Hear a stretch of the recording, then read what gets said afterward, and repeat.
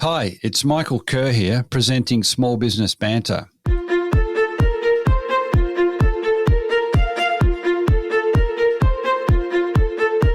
A healthy micro and small business sector means a successful economy and a more vibrant society. Small Business Banter is about helping regional business owners better prepare for current challenges, but also for the next stage of business success. I'm Michael Kerr, founder of Kerr Capital, advisors to business owners.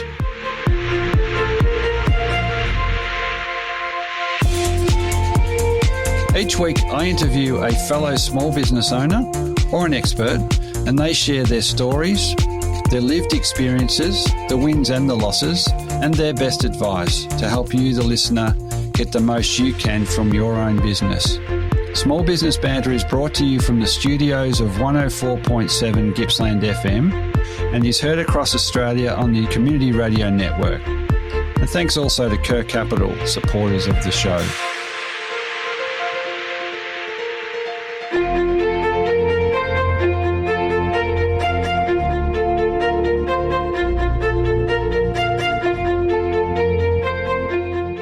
Coming up now is the second part of my discussion with Lloyd Polkinghorne. Lloyd suffered a very significant injury while farming. He bought the local community newspaper and he talks about how significant this small business purchase was in his and his family's recovery from that injury. Yeah, look, I think there's a real opportunity for them to continue. You don't really get information on such a local level anywhere else. Like there's regional coverage, but when it comes to smaller communities, especially when you're so far north from Melbourne for Kundruk, or you're so far west from Sydney, we actually, a lot of the local issues are quite diverse. We're such a big country and we have geographically diverse issues that really are only they're a local issue and they need to be covered and they need to be addressed. So I think there is a strong opportunity for newspapers going forward, but people will have to be flexible and inventive on how to keep them sustainable.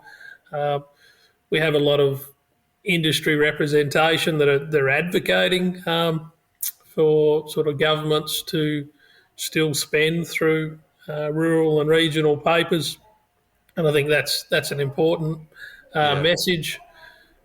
It's quite hard when our electorates are so large. Like in New South Wales, there's like 7 seats west of the Great Divide, and then all the rest are sort of, contained along the coast. So when you're trying to advocate, it's quite challenging to get a voice. That's 3/4 of the state and there's 7 seats. So it's a huge issue.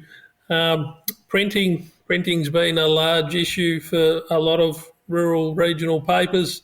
A lot of printing presses have closed down around the place, and the cost of delivery is ever increasing with freight prices. I imagine a lot of that printing gear is still in pretty good order, though. Like it's just that there's not enough throughput. Is that? So they've been consolidated. So when ACM bought out like the Channel 9, so they consolidated a lot of their printing facilities, and so you're sort of in this monopolisation of printing facilities, and so that makes it hard as far as people have got to freight papers further, and that makes it challenging. The costs go up. We're quite fortunate. Our paper gets printed in Wodonga, so it's not too bad to come down the river. So I think there is a strong future. Retaining and attracting journalists is an issue too. They've seen, massive shedding of journalism across the country and in all forms. I think good quality journalism and getting people who understand the nuances of local areas and it's quite different when you see, a metro reporting compared to, something out in the bush, and people, they talk differently and they think differently. And I don't think they like that sensationalised. We've just had massive flooding here, and you read a sort of an ABC article or a broader article on the same issue, and you put our paper side by side with theirs, and people here just go, I don't know what they're on about. Like, it's not that bad. It's not all this doom and gloom and woe, and having accurate reporting impacts, tourism and all the rest of it. Like when we're going through floods and get these sensational reports, that hurts the real estate industry and it hurts tourism. Yeah. Maybe. I mean, that's very, very interesting. I mean, why wouldn't you know better? You're on the spot. We were to camp in Kundruk over the Melbourne Cup weekend, and were advised against it. But who knows? I should have checked out your Facebook page and. The question. That's one of the things we do is we just interview, local people on the Facebook and just get them talking from their experience, or just do videos from the river and around town, because quite often the alert is Barham's flooding. Well, no, it's generally the low-lying rural areas around Barham, which are quite extensive, but the township itself has never really flooded at all. And, so there's quite a disparity between. Just to come back to how important this business was to you, and coming out of that 4 years of, which must have been an incredible challenge. So an opportunity kind of came, you took it. How important was it for you? You mentioned, purpose and identity, and coming back through business. Can you talk about that? Yeah, look, I'd sort of. I suppose it took on another little identity for me. We'd had quite a lot of family farmers and rural businesses impacted through government policy, Murray-Darling Basin Plan being, a major one. And so there was a lot of community here whose voices sort of hadn't been heard, or they hadn't been able to get their message out. And I suppose me coming from that background, I could empathise and with their position, and that also, to be part of a community and to be able to advocate, that sort of gives you a passion and purpose. I don't know, for me, there's so much more to life than just material gain and all the rest of it. There are so many things that we could do better, and we could probably achieve a lot more as a collective if we had, open dialogue and constructive conversations. And so the paper for me was really rewarding in that regard, because we get to tell people's stories and we get to sit around kitchen tables and laugh and cry and experience the things that people are going through. As they say, a platform like this is one that's been around 113 years. So worked with plenty of owners in regional areas, and it's everything's microscopic. Everyone knows what's going on. So what are some of the challenges you had to deal with being having this platform? Yep. And then you have views yourself, and then you've got to be representative. Did that create some challenges?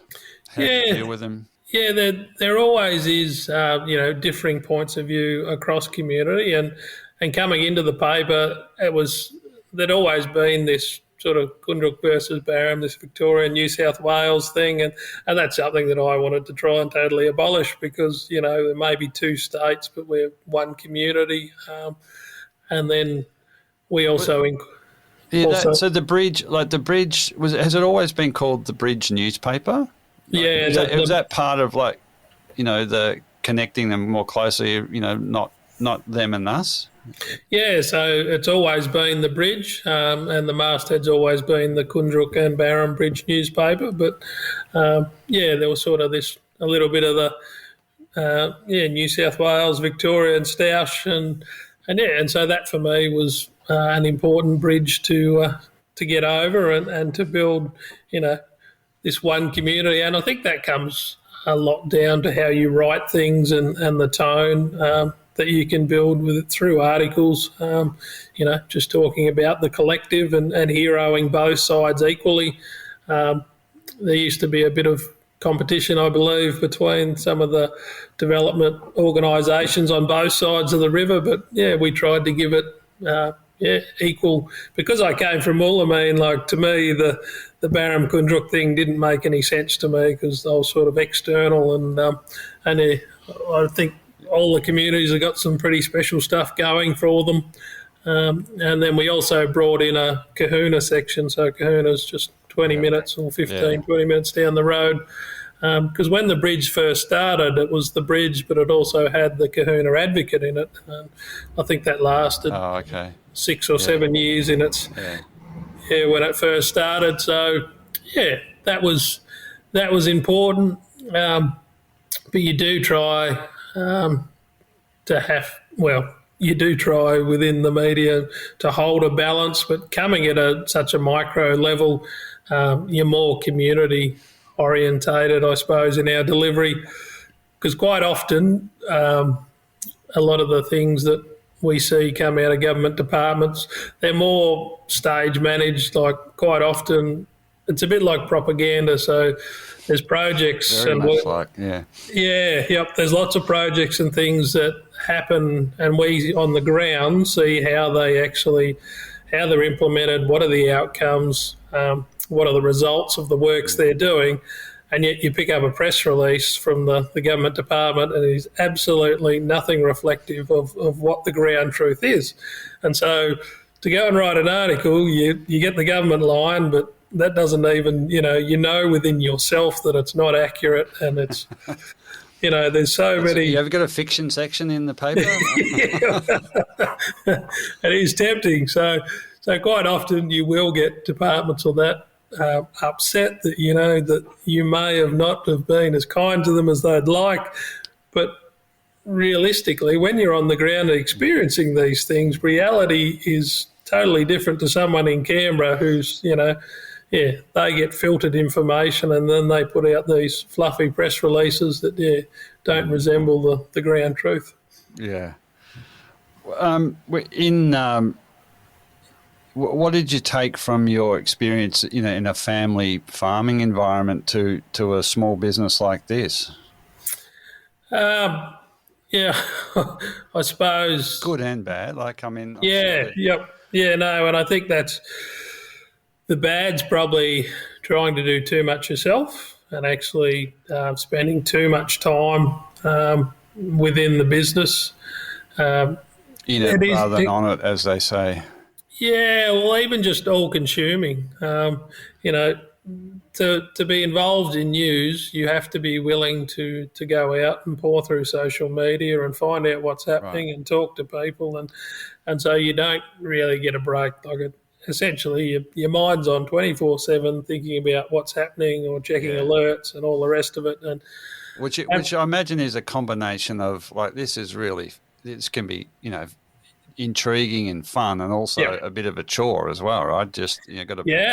No, there is that excitement side of it, but then there's also it's quite intense and it's quite draining, and for someone who has a brain injury, I probably need a bit of downtime. But it's different on the farm because you're not surrounded by people, and so you don't have this constant barrage as you may.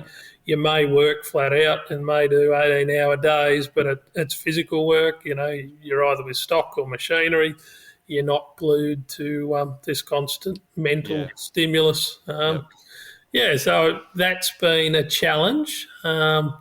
And that's something that I'm trying to work through at the moment and where I head. There's also some stuff happening with my father on the farm. So I'm at another crossroads at the moment on where things where to next. But the other positives, I suppose, you get from coming from a family farm is your ability just to get in and do anything. So in a family farm, you keep books and you write receipts and you go from mechanicking to sheep husbandry, and you're adaptable. You're not stuck in a mould that you're this and that's your only role. And so coming into a community paper, you can have a go at anything, and you're prepared to step outside the comfort zones and happy to go take photos or do videos or write something or sell some advertising and do some lives on Facebook. Like some of the videos we do, they get 30, 40,000 views. Like it's it blows me away. That's nuts. That's good. So, no, it's certainly Yeah, I think you got to be flexible and adaptable to be in these communities because it is a changing environment. There's always something happening. We've gone from more high production values with irrigated agriculture, and then a lot of that's been really curtailed. And then we've forestry, like we still have quite a lot of agricultural production, but it's not as intensive or as not a lot of money going through town through those industries. And so then we've got the red gum industry and tourism. Victoria's got a plan to shut down native forestry, so that will, damage the red gum industry. And then, which was a foundation stone of Kundruk, wasn't it? Yeah, yep, absolutely. 150 years the Arbuthnot sawmill's been going here, and red gums actually need active management. They actually need thinning and maintaining, and you have a working forest. When first explorers and even the drawings of Blandowski when he came through here, our forests were really open. They were like park-like. They could, take wagons and, traditional owners, anything that fell on the ground, they use them as either fuel source or heating source. So they were quite clean. They were sparsely populated trees, but with the changes of irrigation management and also how we utilise the forest, if they've become really dense and we actually need active management, and forestry is one of those industries that does that for their own benefit, so it doesn't cost us as taxpayers to manage it. So. Yeah. How are things in the small business sector? You've described it. It's changing, and in tourism. Yeah, tourism. More niche production of agricultural products. Is that where you see the next? Yeah, so there is tourism's quite a large portion of the rural economy here. We're quite close. Essentially, it's 3 hours from Melbourne, and you can be up here and on the river, and it is a great spot with the Murray, and we've got lots of creeks and tributaries around us. So the Gumbower Forest and the Gumbower Creek. So that's a big draw card, and also value adding of rural commodities. So they're building a micro abattoir here, so we can have more local production. There's some more niche products. The Great Australian Squeeze, which is an orange juice company, like that's here in they juice in Kundruk. So there's a whole wide range of things. We've got the broad acre production of like rice and wheat and barleys, and then we've got quite boutique pig production and local butcheries. So there's a whole range of things. Yeah. And is population-wise, is that trending up now? Yep, it has been. COVID and the exodus from the major centres out into regional and rural communities has seen a tremendous demand for housing, and also increase in house prices. We get a lot of people moving up.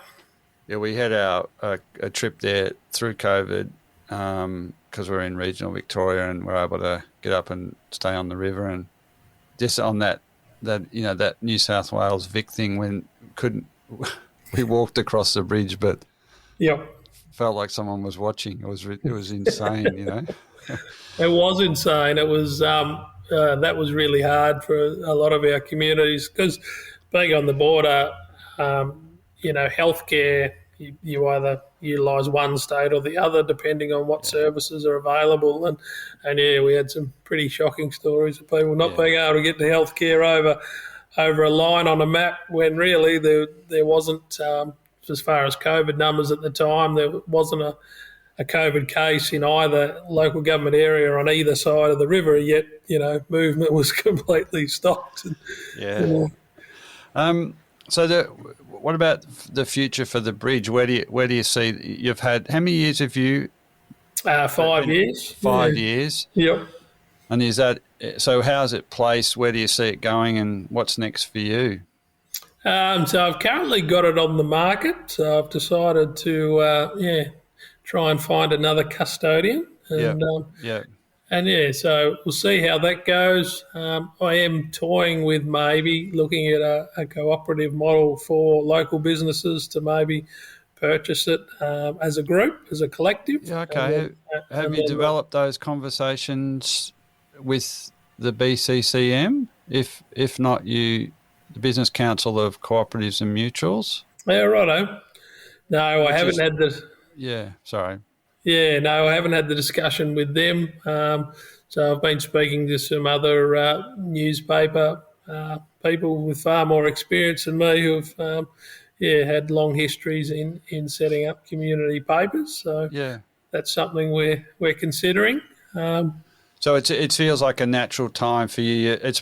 It sounds like you've had a fair bit of fun. You've learnt a lot, but it also did very much get you back on the horse. Is that Yeah, yep. you know No, I think it was it's been a crucial part of being able to get back out there and dive back into life and yeah, but now it's a stage of life where I'm looking for other things and other challenges and maybe being able to be a bit more selective about where I spend my time and how I spend my weekends.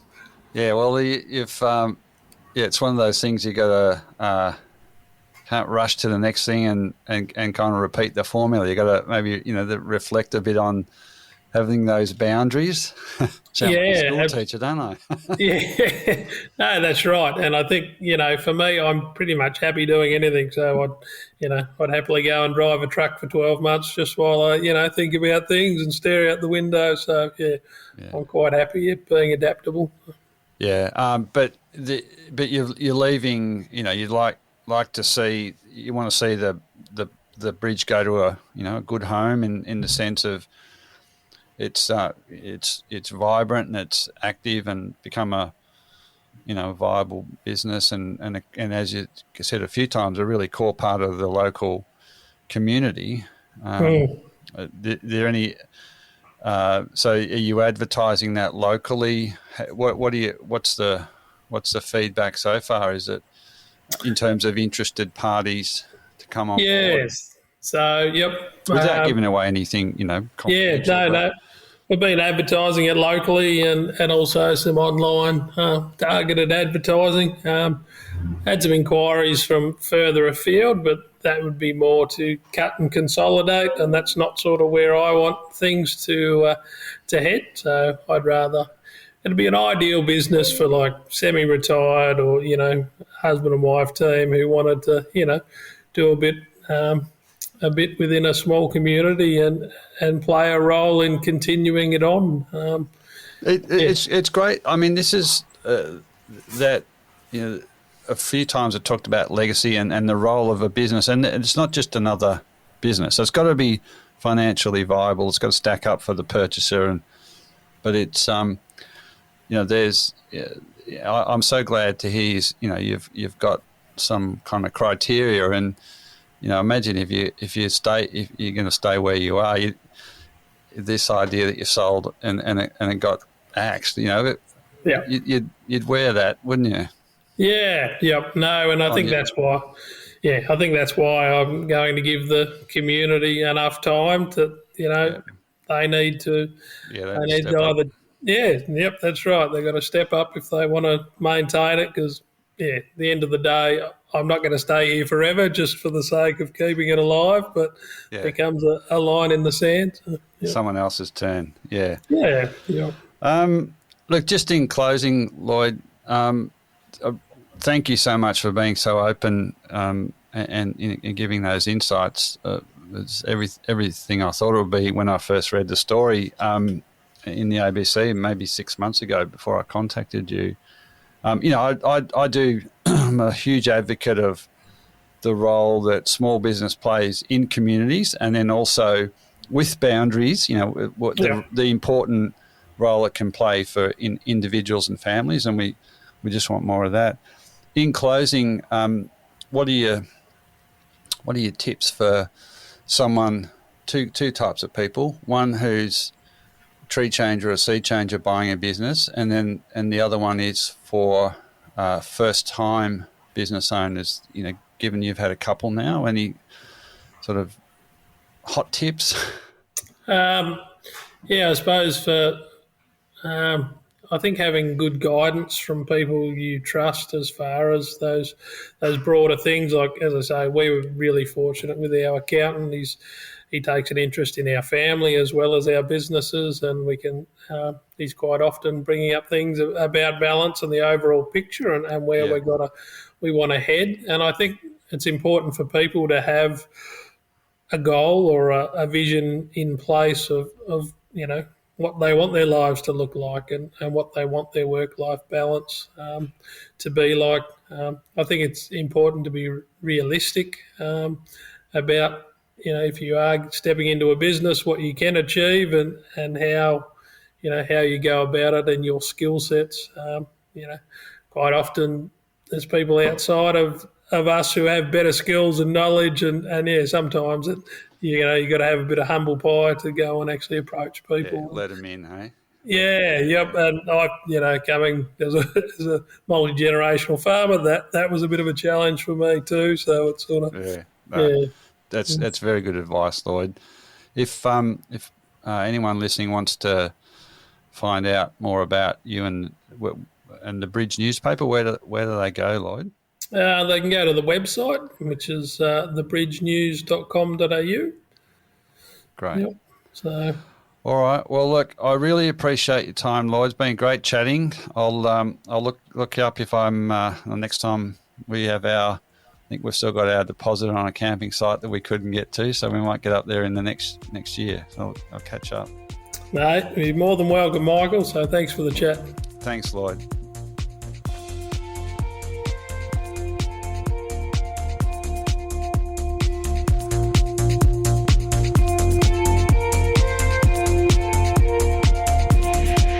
So that is all for today's episode of Small Business Banter. I continue to be inspired, bringing you small business experts and other small business owners and hearing their stories. If you want to listen to any past episode, jump onto your podcast platform of choice and search Small Business Banter. There you will find a diverse and fascinating collection of small business owners and experts openly discussing and sharing their experiences. For any of the links, resources or information we've talked about on the show today, or to contact me, please head over to smallbusinessbanter.com, or you can find us on Facebook and Instagram.